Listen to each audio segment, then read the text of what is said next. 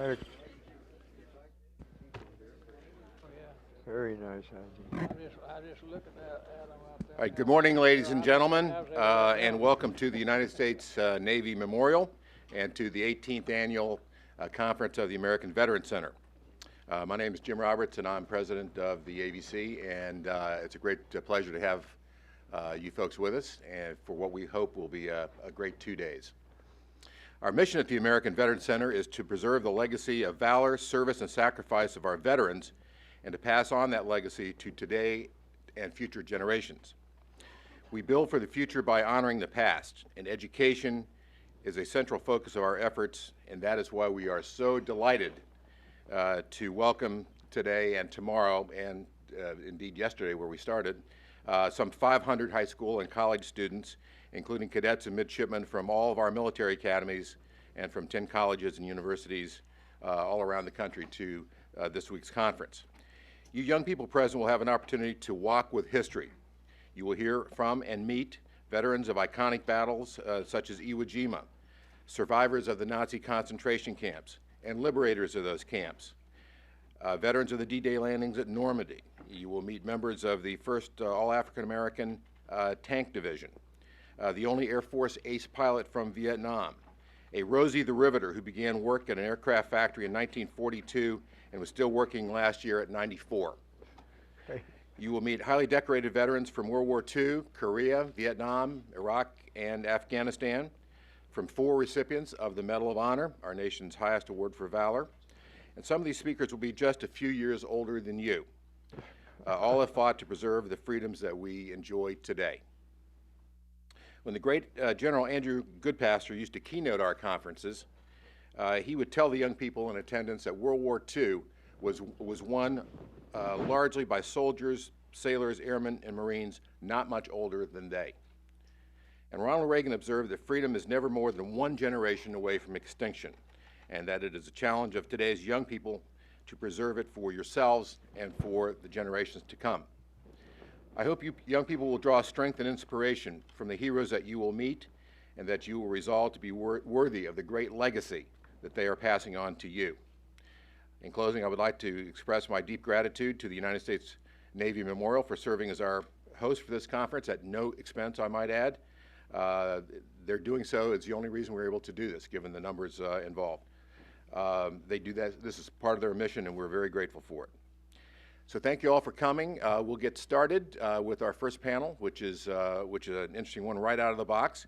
And to serve as moderator for this panel, I'd like to bring to the podium the Honorable Craig Horn, chairman of 3 or 4 different committees in the North Carolina legislature, where he controls billions upon billions of dollars in authorized funds.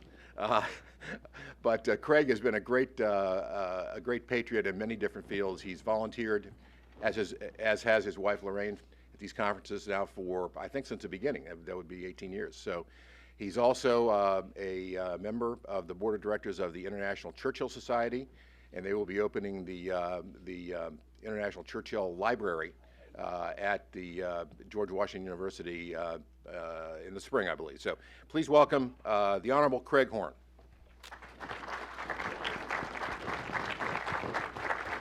Good morning, ladies and gentlemen. Thank you very much. Before we get started, a little housekeeping. If you have one of these things in your pocket or anything else that might make some noise, I'm going to ask you please take a minute, check to make sure it's in the off, mute, quiet, silent, make no noise position, whatever position that might be. And I said that, and last time I said that, I thought mine was off, and halfway through the panel, it rang. So it was rather embarrassing. I'm indeed thankful for this opportunity. As Mr. Roberts just said, over the next 2 days, you're going to walk with history. You're going to walk with the very people that created the foundation and the staff for the flag that you're going to be carrying forward. It's a tremendous opportunity to hear from, meet, shake hands, have a conversation with history on 2 feet. We are indeed grateful and proud to have with us Mr. Jim Leavelle.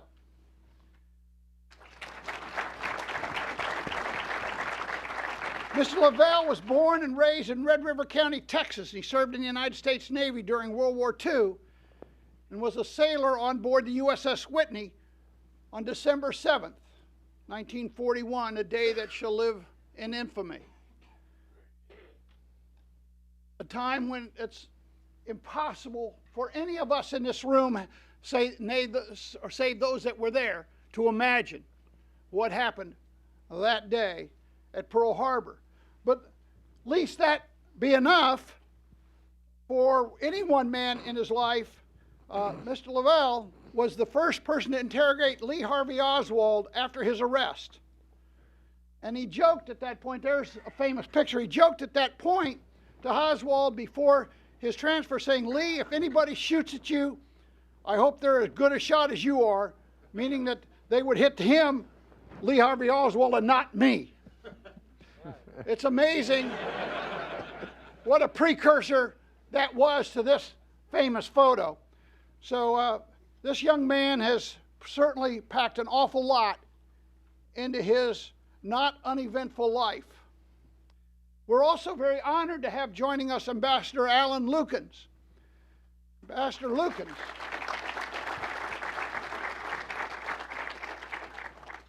Alan Wood Lukens was born in 1924 in Philadelphia. We forgive him for that. He didn't have much to do with it.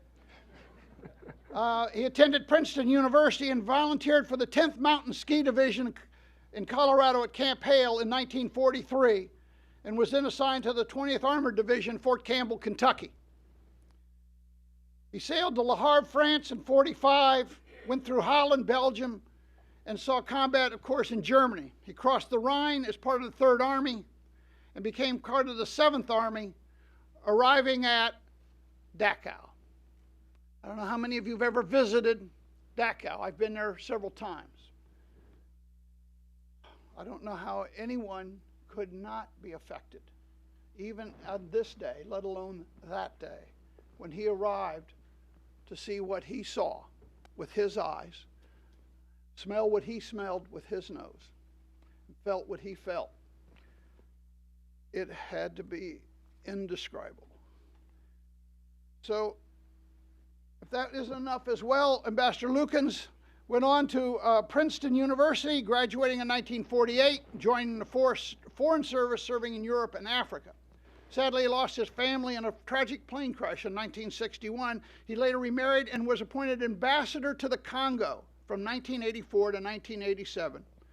He's now retired, living in the Maryland suburbs of Washington, D.C. He often returns to Dachau. In 2010, he was made president of the 20th Armored Division Association. We are indeed honored to have Ambassador Lukens with us.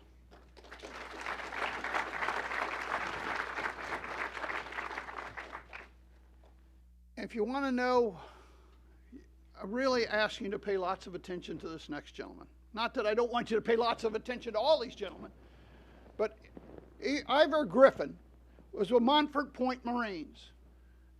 Now, Montfort Point is down by Camp Lejeune and Parris Island. But in those days, black Marines were an anomaly.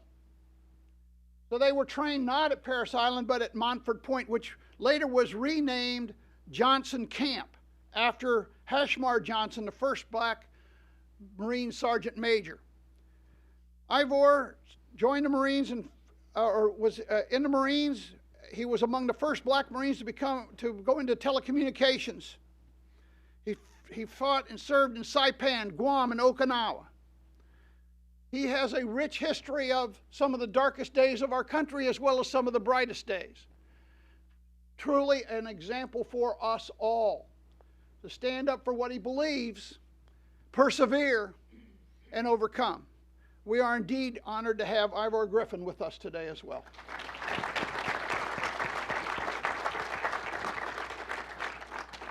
With that said, we're going to now turn this program. I'm going to stop talking other than maybe to answer a few questions and recognize some of you from the audience that might want to ask these questions. But we need these gentlemen to tell their stories, to connect the dots for you as you look forward to your service on behalf of the United States of America in leading the world. So with that, I'm going to return to Mr. Leavelle. Again, welcome. We're very glad to have you here. Can't help but wonder about what it must have been like that day in 1941 when the world changed forever. Well, you can say that again. It did change forever. And in my case, I had been injured at sea in the South Pacific, not by the Japanese, but by one of those typhoons that come through. The waves were running over 100 feet high, and as I was going down a ladder with something in my hand, a big wave hit it and rocked the ship and threw me over that thing, and I fell about 12 or 15 feet and hit on my knees in on the steel deck. So eventually that done me in. So I didn't serve like these brave men did here in battle and so forth. And I often wondered why the good Lord left me live and took the lives of some of the brave soldiers and Marines and so forth that fought the war. Because I eventually they eventually released me in I think October of 1942. But as far as that particular morning is concerned, it was right before 8 o'clock, and I had just finished breakfast and walked out on the deck and was talking to one of the chiefs there, just passing the time, when the first plane came in, and he spoke. Chief Boatswain mate, and he looks up and he saw that red dot on the wing. He said, "Look at that red ball under that wing." He said, "They must have been using that for target practice." But about that time, it had passed over Ford Island and dropped a bomb, and looks like that top of that Ford Island just exploded like a flower open. And he immediately said, "Hell no, that's not that. That's a Japanese plane." So he grabbed a microphone on the wall there where it would make an announcement to all the crew members, and he told them, hollered to everybody at battle station, and he emphasized that with and no BS about it. So everybody headed for their battle station. I have often thought that they waited just a couple of minutes later. There was many of the sailors, not only on my ship, but on others that were dressed for shore. The first shore boat left at 8 o'clock, so they were standing around waiting for that boat to leave. If they had just waited a few more minutes, that bay would have been full of shore boats loaded down with sailors and Marines headed to shore for the day. But fortunately, they hit a little bit earlier, and everybody was able to man their stations. My ship didn't get hit, well, not by any large bomb anyway. I was on a destroyer tender, and we had 4 destroyers tied up beside us at the time. And as a tender, we furnished the destroyers anything they needed, from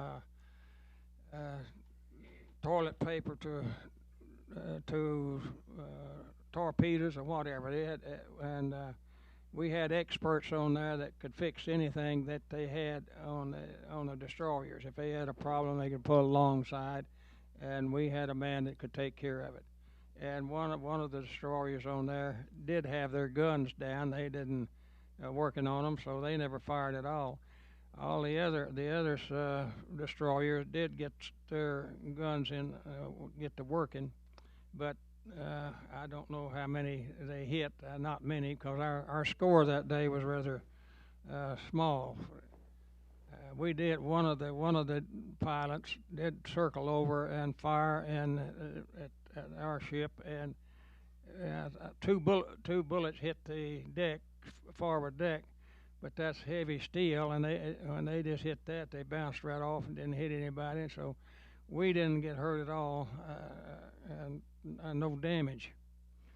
But everybody manned their ship, manned their guns and so forth. My battle station was I was a loader on a 5-inch gun, and I've told them I didn't fire a lick that day because the gun I was manning was geared to shoot 25 or 30 miles. It wasn't geared for up close.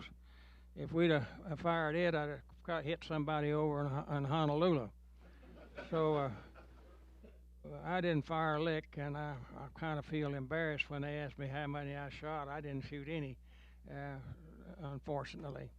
But the other, we had 3-inch anti-aircraft guns on there, and they did get into action, and I think about all they done was waste ammunition that day. I didn't see them hit a plane, but as I said, I don't remember now how many there was knocked down, but there were very few in comparison.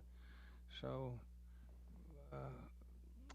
Well, Mr. Leavelle, let me ask you a question. Having survived that shock of Pearl Harbor, what are the lessons you think that these young people here today should have learned, and we all should learn, in order to keep us prepared for the future?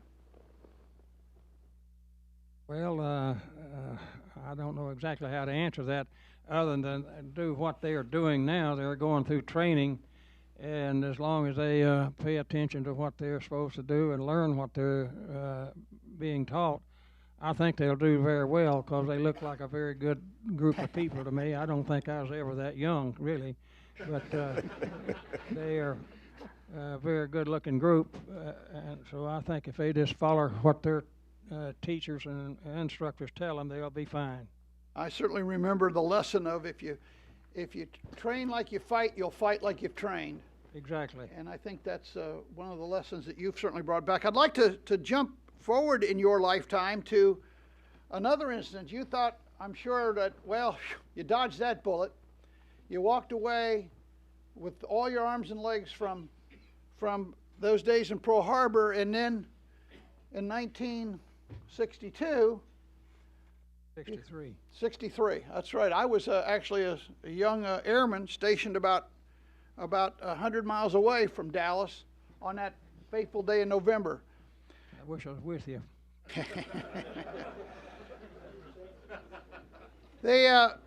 As you know, that question lingers today.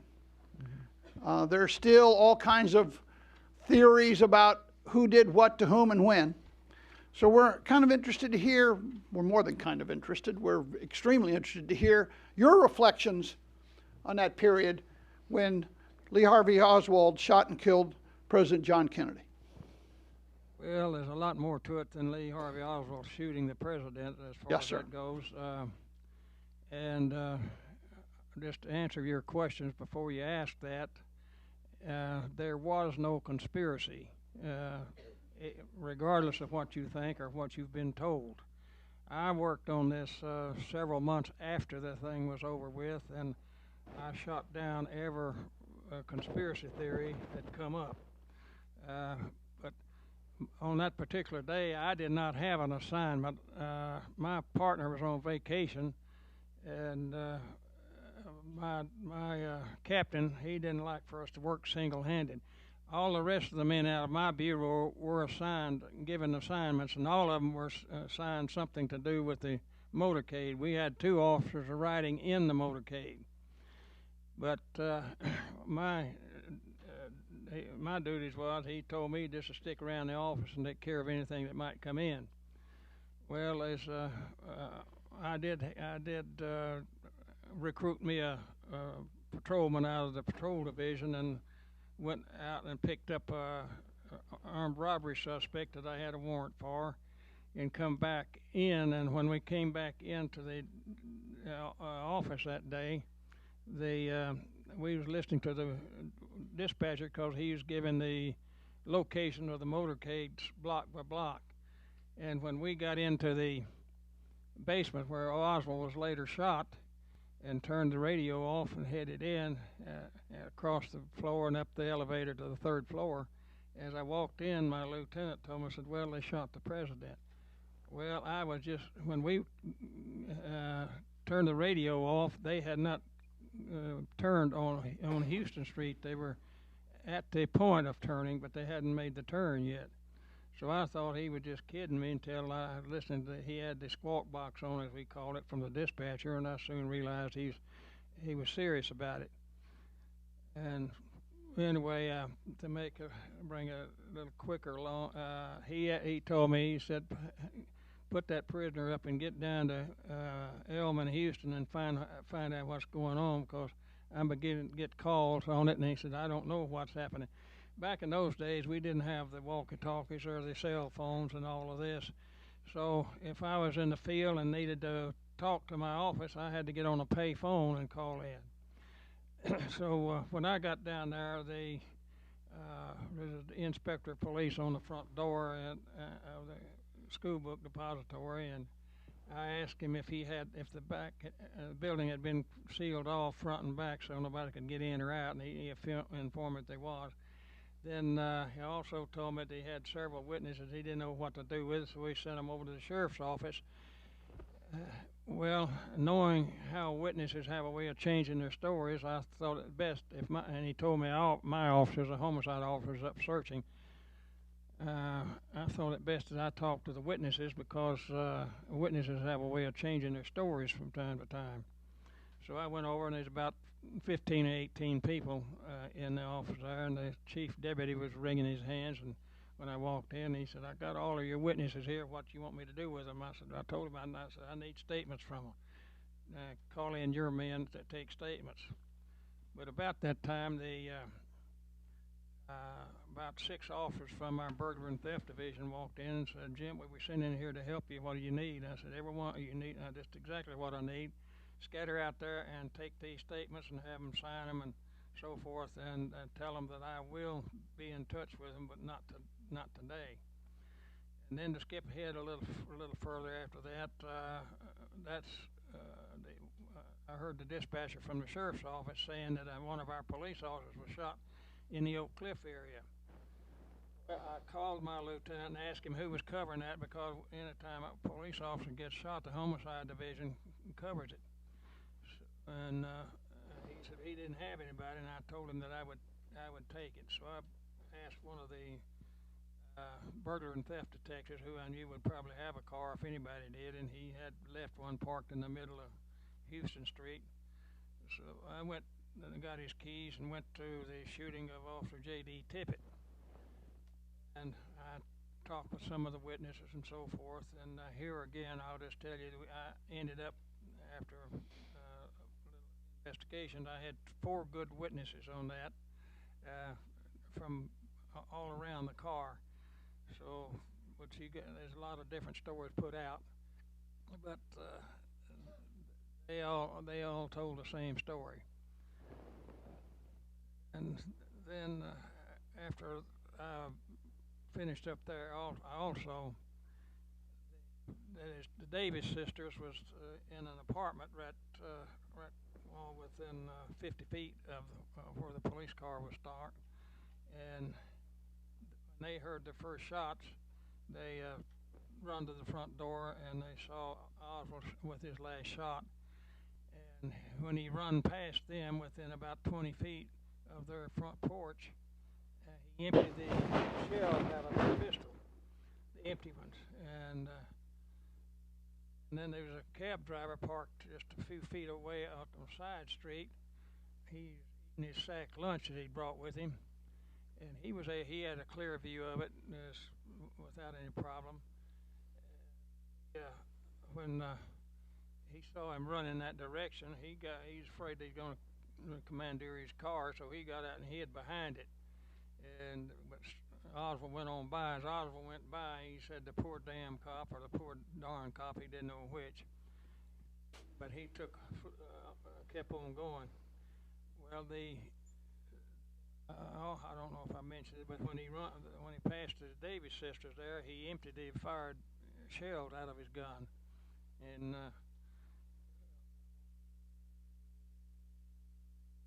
lawn or grass. So when the officer showed up, well, they were able to tell him that there was some shell casings down there, which I was fortunate that they did, and I was happy that they did, because there's nothing like a big-footed policeman chomping stuff into the ground, and I would have not got those shells if it had not been for their information about it. And when I got there, the officer had to call. He was juggling them in his hand like dice, and everybody, I said, how many people looked at these? Well, everybody looked at them. I said, I guess that goes, I shot my chances of getting fingerprints off of those.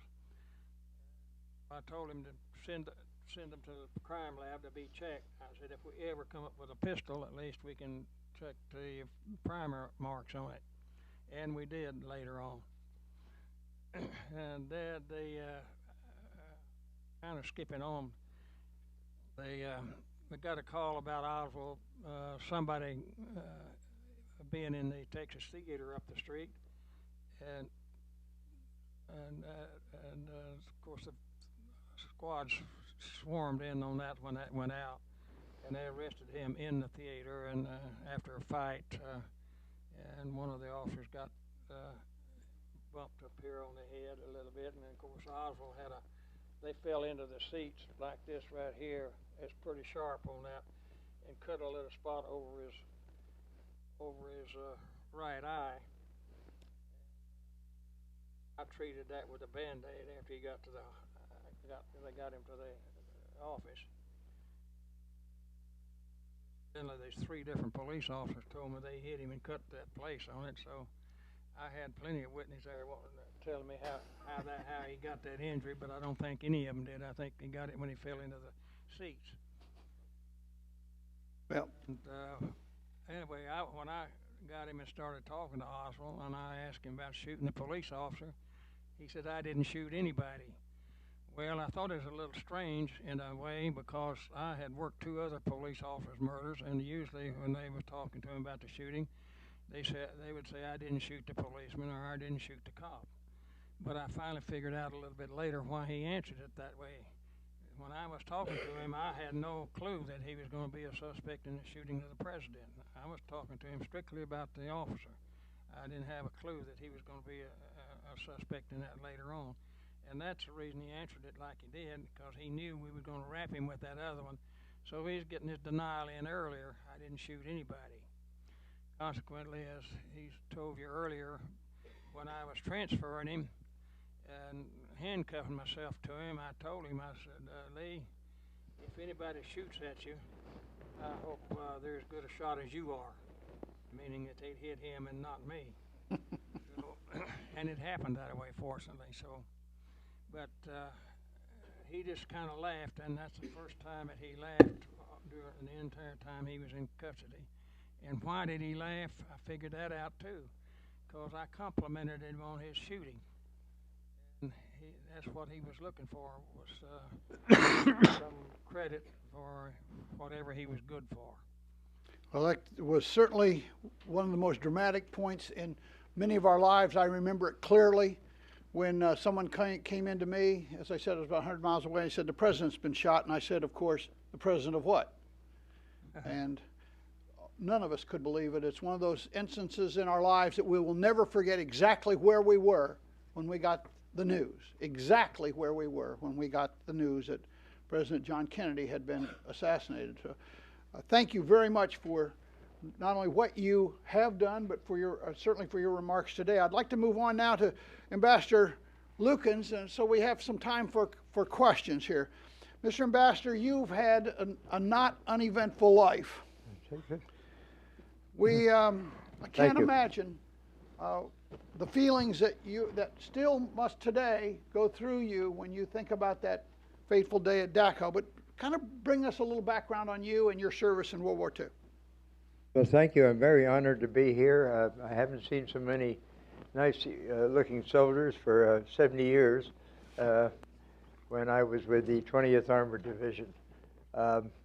We got into France a few months after D-Day, and we sat in I was the 20th Armored Division. I was in the Battery A of the 413th Armored Field Artillery, which was part of the 20th Armored Division. We had trained in Camp Camel, Kentucky for a while. We were very frustrated by the long time it took us to get overseas. We couldn't do much about that. But we finally landed in France at the beginning of January '45.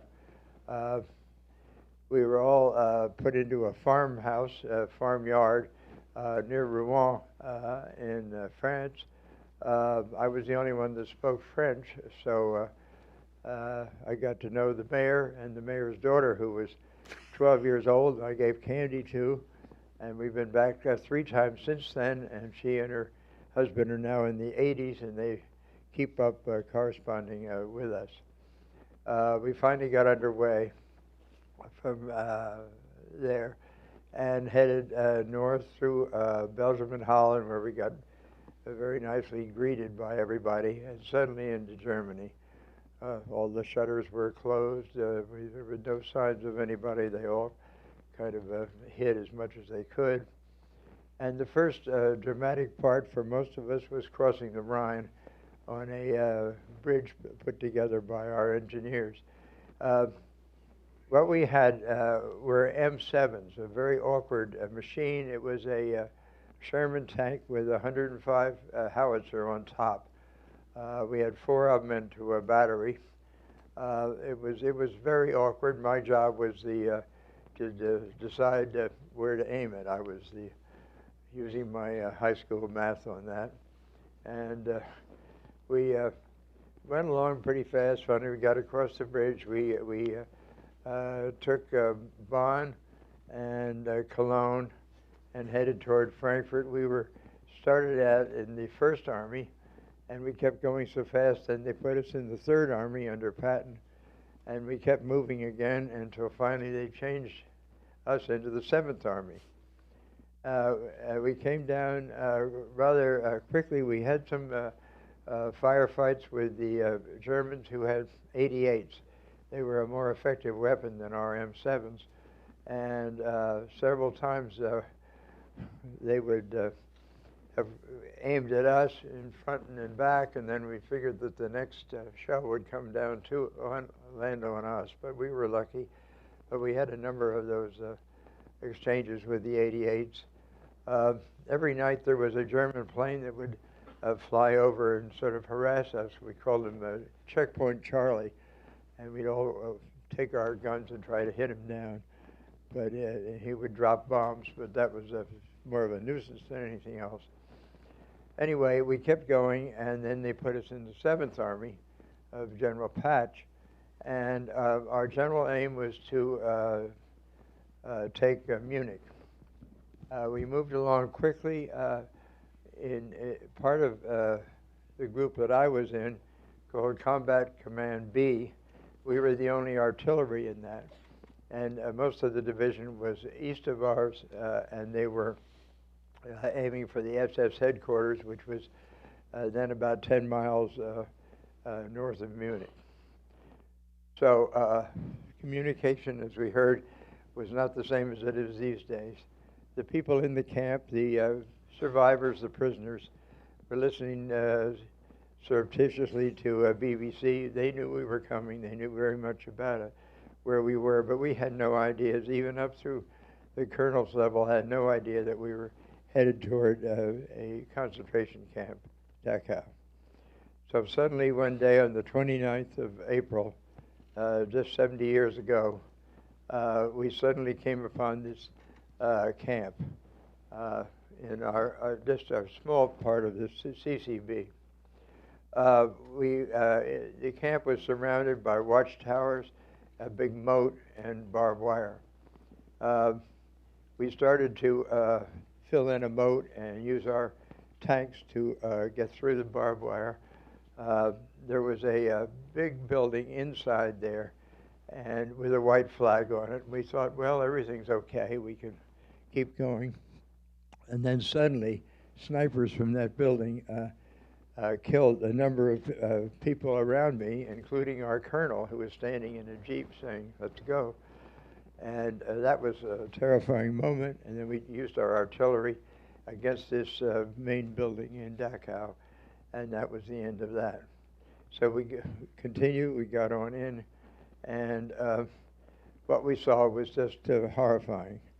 There were 30,000 emaciated prisoners in there, a few women and children, but almost all men. Some had been there since the opening of the camp in 1933, but most of them, particularly the French, were in better shape because they'd only been there 9 months. Most of them had been in Normandy, and as we approached after D-Day, they tried to turn over their respective villages to us, and some of them got caught up short by the Gestapo by doing it too quickly. But they were physically in a little better shape. Nevertheless, 30,000 people there. They were mostly averaged about 80 pounds, 100 pounds less than they had been when they got there. There were about 30,000 prisoners. There were 20 different barracks, and each one had been built for 200 people, and they had about 2,000 in there, jammed in. There was very little to eat, so most of them were emaciated. A lot of them had typhus. Anyway, we got in, and you can imagine the excitement when they saw us come. And one group had made an American flag up, and suddenly waved it. They'd done it surreptitiously with bits of cloth, and then there was a tremendous roar when they waved the American flag.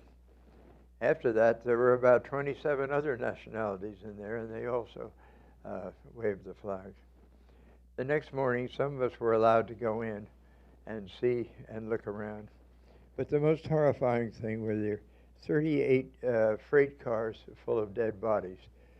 Hitler decided that he would somehow assemble all of the people, all of the prisoners in that part of Germany, and send them down there somehow to hide what he had been doing with the rest of them. And but almost all died on the train. So you had these 38 freight cars of bodies. And when we walked around, the crematorium was run by Polish prisoners, and they were told by our officers to keep on working because they had to do something with all of these bodies. So we walked around, we saw that, and we were allowed to do that. And then finally, and we talked to, of course, lots of prisoners, but we were only given a short time to walk around. A few of us who were lucky to do that, and we finally got to the officers' headquarters and walked in there, and that's when I went to the commandant's office and found this flag, which I've had ever since. I've never wanted to wash it or touch it, but it showed we were there. And then our temptation was to feed the people, but our officers pointed out that if you fed people who had been so starved, you would cause further damage to their insides. And so we stopped that also. Most of them had typhus. So our particular group was pulled out the next day, and we went on to Munich, where there were some German resistance people. We didn't know much about them at those days, that had arranged to turn the city over without a fight. And then we continued that final week of the war, taking thousands of prisoners. We just disarmed these guys and told them to keep walking. And we got to Salzburg and took that on VE Day.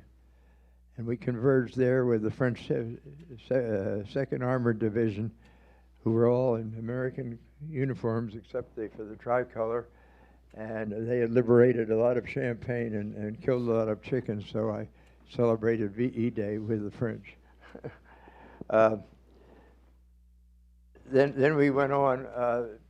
What happened, and I won't take too much time, but in '95 was the 50th anniversary, and two of us from our division hooked onto the 41st Division, 42nd Division, and the 42nd and 45th were there. There were about 100 of them. And that's when it was in the enormous Versailles-type palace that in the city of Munich. They had an enormous dinner for all of us and for all of the former survivors.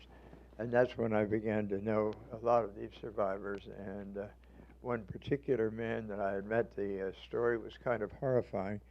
At Christmas of 1943, in the French Alps, about 35 young people in this little town of Havre-Poche decided it was safe enough to have a Christmas party because the Germans were supposedly busy an hour away. Well, there was a young French Vichy type traitor who told the Germans about them, and they all came up, all drunk, and they murdered everybody but 5 people and burned this little chateau. 5 people played dead and were found the next morning and sent from camp to camp. 4 of them died on the way, and one man made it, and I was fortunate enough to get to know him. He has since died, but I kept up with the family, and his son is a close friend. We talk on the telephone every week, just about. But some of the stories were really heartbreaking. That's about all I want to say. I've got a couple of pictures I could show around later, but We're going to come on back to you in a few minutes as we start to take some questions. We're going to move to the other side of the world. While that was going on in Europe, these terrible, tragic events, we're fighting a war in the Pacific. We are deeply honored to have Ivor Griffin with us this morning. As I mentioned earlier, one of the Montfort Point Marines. Ivor, you served in Saipan, Guam, Okinawa, but yes, it was tough enough just even getting there in the first place. Yes, it was. So we'd really like to hear kind of your story about what brought you into the Marines, some of the challenges you faced, and what lessons can we take away from those today? Well, I went to the Marine Corps in 1945. I at Camp Lejeune, which had another camp in it, was called Montfort Point Camp.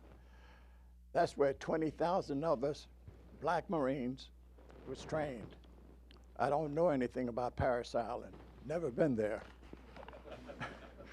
But we went to Montfort Point Camp and we trained. My instructor was a private. You know, instructors now at boot camps are usually sergeants and staff sergeants. But at that time, at Montfort Point Camp, the person that ruled was the biggest and the baddest. And at that time, Hashmark Johnson, which is now past, but the camp, which was now Camp Johnson, was named Montfort Point Camp. He had a brother-in-law who was a Sergeant Major Huff, and they married twin sisters, but that's another story. I went to boot camp, and I had the meanest drill instructor, mean as a junkyard dog. And I don't want to call his name, but he did some things, I'm telling you the truth, was really bad. But he trained us. For instance, he told me, private, I said, yes, sir, go and chew that tree down. Chew that tree down. I dare not say I can't. So I went over to the pine tree and bit a bark off. And I brought it back to him. He said, that's what I'm trying to teach you guys. He said, don't never say I can't. But you know, I paid for it after that because a little critter was on that bark and bit my lip. And I had a swollen lip. But I finished boot camp and I went on to communication school, which was on Marfa Point Camp. And the communication school was the first one for blacks to go to. And I was a lineman, became a lineman. And at the school, they sent us overseas, and I went to Guam, in Saipan, where we had 5 Japanese prisoners that we held who had been tried and found guilty for war crimes. We had them over there and sent them to Guam, which is part of the Kwajalein Island. It's Guam, Saipan, and Tinian. And that's where they met their maker. Well, it came on back. I'm not much of a speaker now. Please bear with me. Came on back from the Kwajalein Islands, and I came back to Camp Lejeune. There, I went from there to Fort Mifflin. Fort Mifflin is a camp in Philadelphia. And by the way, Philadelphia is my home too. Good. And Fort Mifflin was a camp of guards. We guarded the camp because all the ships that came in from the seas, all the military ships, they dropped off the ammunition there and went to Navy Yard to be repaired. And we were the guards there to see that it was done properly. But I am part of 20,000 black Marines that went to Camp Lejeune, Marfa Point. And it's only about 400 of us, if that many, alive today. I'm one of that 400. We've had ups and downs in the Marine Corps. It was segregated for a while, but we bore with it. And I loved the Marine Corps. After a while, I got out. I stayed a few years, a couple of years, got lonely, or what you might say, I missed the Marine Corps. Came back. I didn't pick up my rank, but I came back in the Marine Corps, and I went to Korea. From Korea, I came on back and retired, where I went on into law enforcement.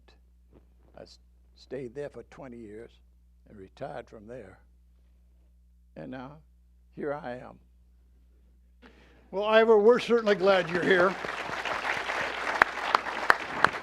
You are indeed, we'll keep it because we're going to have you all answer some questions. We are indeed proud to have you here. You make up the fabric of our nation and our history. We all know that it was a difficult time, and frankly, it's still a difficult time, but we're hopeful as we move forward, as we see across this audience a wide variety of diversity and how important that is to the sum of all of our parts. So thank you very much for your service.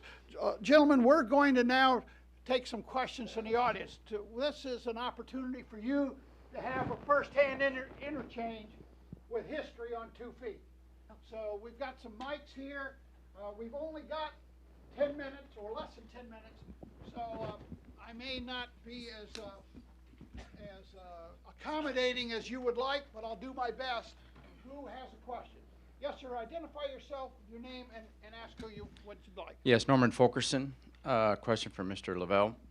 You witnessed participated in 2 of the most extraordinary events in our nation's history: the assassination of John F. Kennedy and the attack of Pearl Harbor.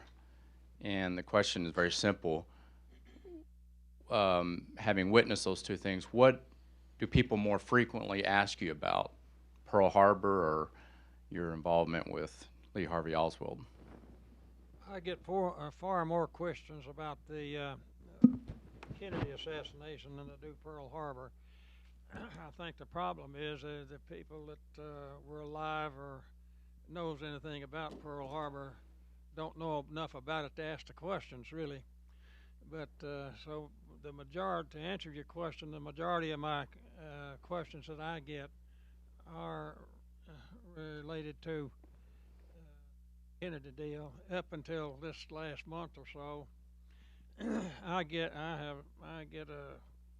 average more than 400 autographs a year. People sending me things to autograph, and it runs over 400 a year. But it's dropped off a little bit this year, and hopefully it'll drop off some more. Well, that famous white hat of yours, I understand the original is in a museum? The suit and hat and the handcuffs and I believe my tie is in the 6th floor museum there in Dallas. And it's on a loan. I did not give it to them. So they got it insured pretty heavily, and I might add, it may be of interest to some of you to hear this. After Mrs. Kennedy died, this company in New York, they auctioned off her clothes. And I don't know how much they got, but it was several $1 million worth of clothes. Well, mine's not worth that much, of course, but about 2 weeks after they auctioned that off, they called me and asked me if I'd be interested in auctioning off my suit. They said, I think we can get you $75,000 or more for it.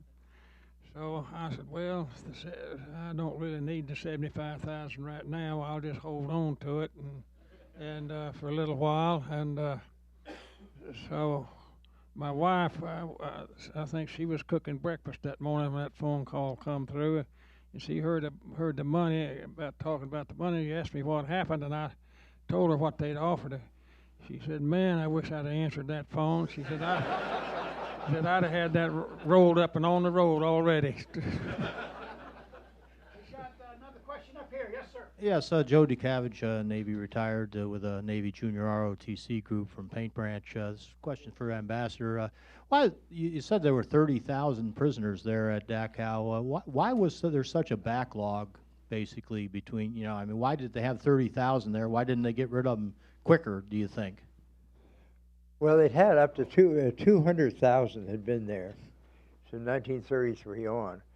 The rest had either died out of starvation or were used in the gas chamber. The 30,000, I said the ones in better shape were the French who'd been there a shorter time. But there were from all over the place. The worst thing they ever did there was after the attack on Russia, they brought 4,000 Russian prisoners in there.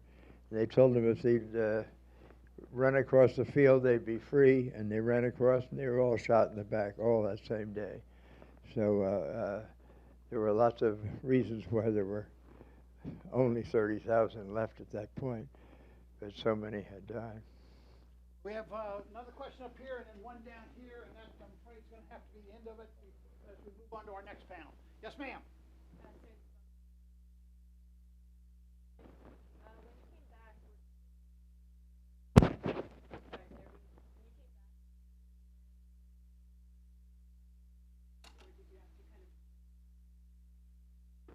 Back here, you mean, back in the States? Well, not very well. In Europe, they did, because Eisenhower, ours was about the third camp to be liberated, and Eisenhower made a point that as many, in the case of each camp, the villagers had to come and clean it up, and he wanted them to be, the citizenry to be very involved. What has happened over the years, very briefly, is that nobody can graduate from high school in Germany without visiting one of the camps.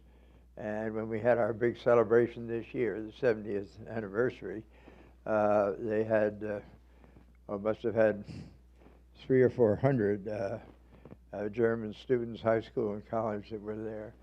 So they've turned it around now, so that instead of pretending it didn't happen, which is what the local people used to say right after the liberation, that now they all know about it. There's a guest quarters there, all of that, and so it's swung completely the other way. I was on the panel this year with Angela Merkel, whom I met, the German Chancellor, and in her, I had 4-minute speech representing the whole 7th Army, and then she had 10 minutes or so. I fortunately had met her, and then she, in her speech, talked about the dangers of radicalism, right or left, and particularly anti-Semitism. It was a remarkable speech.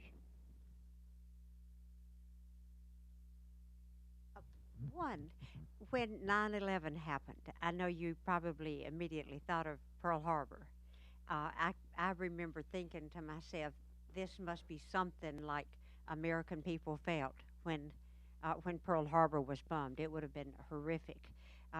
What do you make any comparisons? I realize we went into a major war after Pearl Harbor, but what are your thoughts on that?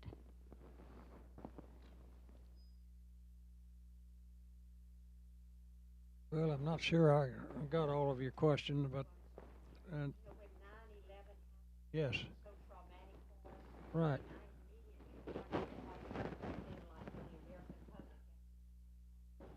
Yes. Oh, well, it certainly did frighten everybody, and even the Navy and Marines and so forth. We all felt apprehension about. We didn't know what was coming. What we really thought was going to happen was going to be a land invasion, because that's what usually happens after a bombing raid, and that's what we were looking for. In fact, we lost 3 Navy pilots. I had the opportunity to talk to a Japanese pilot that was in that raid. He's the only one alive they could find in Japan in '06 when I was over there, and I talked with him, and he said that they were hoping that there'd be some carriers in, because that's the only thing they figured could catch them before they got back to Japan after they left. And so when we were if they'd waited one day, what I'm trying to get at, there's been a carrier in, because it had been out to Midway and were coming back, but they were, of course, they picked up on the raid. They had planes flying, circling around that carrier constantly, and when nightfall come, they didn't want to light that ship up so they could land the 4 that was up circling, and they sent them into Pearl. They told them going into Pearl, and so when they come in, what happened? Everybody that had a gun placement set up, they had their fingers on the trigger, and when those pilots came in, they started shooting at them. Of course, they started hollering, "Hey, we're part of you, we're what of you." But sum total was they killed 3 of those American sailors. The other one was wounded badly, but he did live. But that shows you what was going on, because they didn't realize that those are friend planes coming in. But that will give you some idea of how on edge everyone was. That'll help you any. Great. Thank you very much. I'm sorry to bring this session to an end. These gentlemen, I hope, will be able to stick around for a little while and have you, give you an opportunity to chat with them. But, well, please, on behalf of the American Veterans Center, we thank you very much, ladies and gentlemen. 2 heroes. History on 2 feet. Gentlemen, thank you very much. We greatly appreciate your service. We appreciate you being here today. Thank you. All right, thank you very much, gentlemen, for a most interesting panel. We have 4 more heroes, legends of the air, now are going to speak. Would you, gentlemen, please come forward and exchange seats with these gentlemen?